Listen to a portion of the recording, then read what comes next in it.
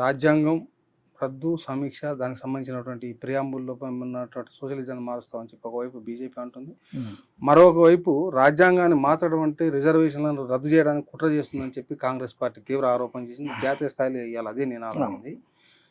దీని నుంచి ప్రధానమంత్రి మోడీనే మేము రిజర్వేషన్లు రద్దు చేయమని చెప్పి వివరణ ఇచ్చుకోవాల్సిన పరిస్థితి ఉంది. అవును, పరిస్థితి ఇక్కడ అసలు నిజంగా బీజేపీ యొక్క ఆలోచన ఏంటిది? కాంగ్రెస్ ఎందుకు దాన్ని బీజేపీ కావచ్చు అంటే ఏ పార్టీ అయినా ఆధిపత్య శక్తులు ఎప్పుడు కానీ ఒక యథాతథ స్థితిని కోరుకుంటాయి, సామాజిక మార్పు రావద్దని కోరుకుంటాయి. కానీ ప్రజలు సమాజం ఎప్పుడు మార్పు చెందుతుంటుంది. ఇప్పుడు 2000 ఏళ్ళ కింద 5000 ఏళ్ళ కింద ఇప్పుడు చూస్తే ఆ ఆటవిక దశ నుంచి చూసినా కూడా మార్పు అనేది అనివార్యం. 1000 ఏళ్ళ కింద ఉన్నప్పుడు లేదు, 500 కింద ఉన్నప్పుడు, 200 ఏళ్ళ కింద ఉన్నప్పుడు ఇప్పుడు లేదు. ఈ మార్పు వస్తుంటుంది, ఇక ముందు కూడా మారుతుంది. అది ఆ మార్పుకు అనుగుణంగానే ఏదైనా ఉండాలి.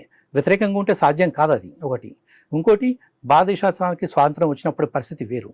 ఇప్పుడు అనేక బీసీలు, ఎస్సీలు, అనేక కులాలు అభివృద్ధి చెందినాయి. సామాజిక రంగంలో మార్పు ఎట్లయితే వచ్చిందో విద్యారంగంలో, ఉద్యోగ రంగంలో, రాజకీయ రంగంలో మార్పులు వస్తున్నాయి. ఇప్పుడు ఉదాహరణకు ఉత్తరప్రదేశ్ ఉంది, బీహార్ ఉంది. అక్కడ వెనుకబడిన తరగతులకు చెందిన వాళ్ళు అధికారానికి వచ్చినారు అనేక సార్లు, అనేక రూపాల్లో. వాటిని కూలగొట్టడం కూడా జరిగింది, 1960s కూడా జరిగింది. అయినా కూడా అది సాధ్యం కాలేదు.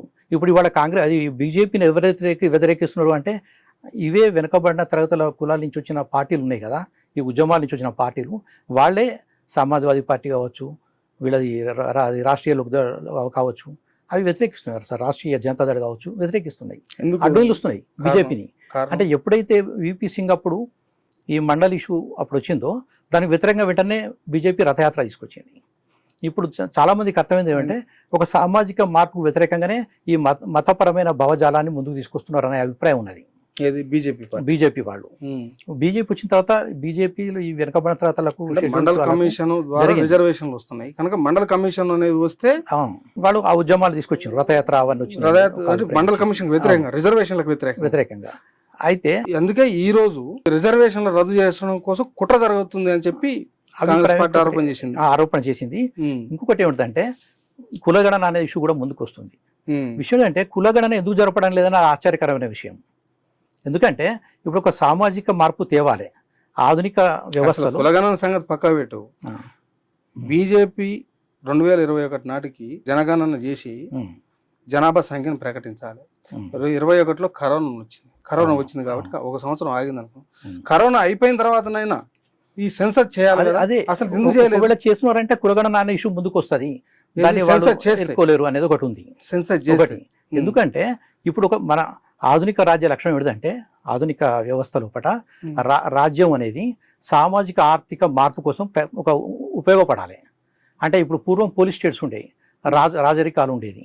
అంటే ప్రజలను అణిచేసి పెట్టడం, ఇతర దేశాల నుంచి కనుక దండయాత్ర వస్తే కాపాడడం, ఇటువంటి కొన్ని ఉంటాయి.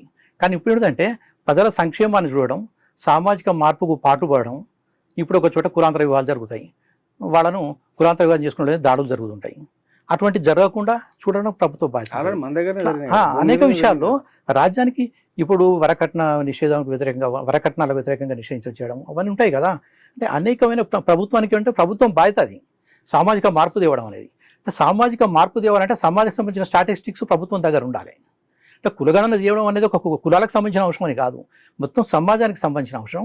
ఇప్పుడు సామాజికవేత్తలు అధ్యయనం చేయాలన్నా కూడా, పాలసీ మేకర్లు పాలసీలు చేయాలన్నా కూడా వివరాలు ఉండాలి. ఎందుకు పాలకులు దాన్ని చేయడం లేదు? అదే సామాజిక మార్పును కోరుకోవడం లేదు వీళ్ళు. సామాజిక మార్పును కోరుకోదలుచుకున్నట్టయితే వాళ్ళు అధ్యయనం చేయాలి.